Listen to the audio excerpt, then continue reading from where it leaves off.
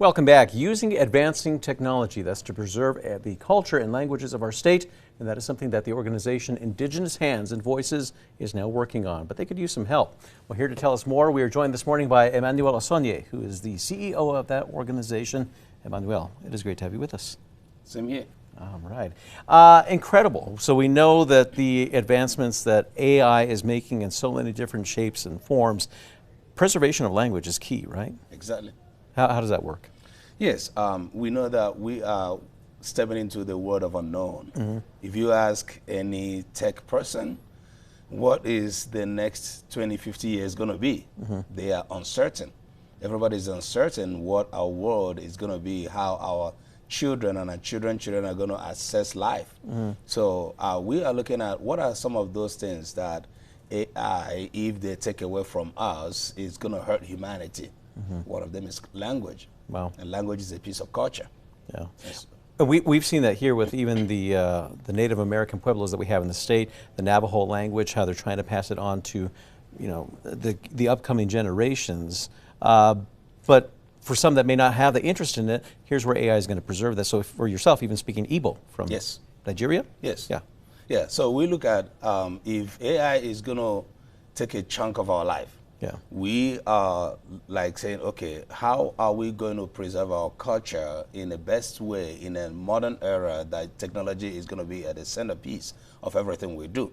And we say, okay, the best way to still do is to still use technology. And that's why we created Indigenous Hands and Voices, and then we created the OMENKA app, which is an example of that technology we're talking about.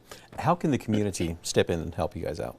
Yeah, so we are looking broadly, even though I speak Igbo, I'm here in the Albuquerque, New Mexico, also doing my work, preserving the culture in the community. So we have a broad project that runs around, and we have fundraise, and we ask communities, number one, there is a community action. Sure. Number one, every member of the community should have a knowledge of what we're talking about, and should ask questions, how do I play a role in preserving my culture, first of all. So that intentional knowledge of, okay, I have something to do, number one. Number two, support the campaign. We go around talking about what we're doing, which is preserving our culture and language. So everybody who comes from a community should begin to look at themselves as a representative of that culture, just like I am. What I wear, everything about me shows where I come from. Yeah. How can folks do that? Is there a website that they can go to? Exactly. So we have our website, www.I-HAV.org.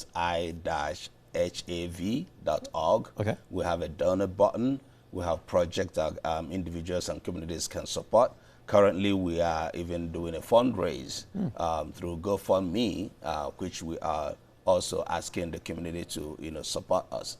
And we also do a lot of community activities. In Albuquerque, we perform in events. The Juneteenth that is coming is a boom for us. All right. Emmanuel, thank you so much for joining us. We appreciate that. Thank you. Absolutely.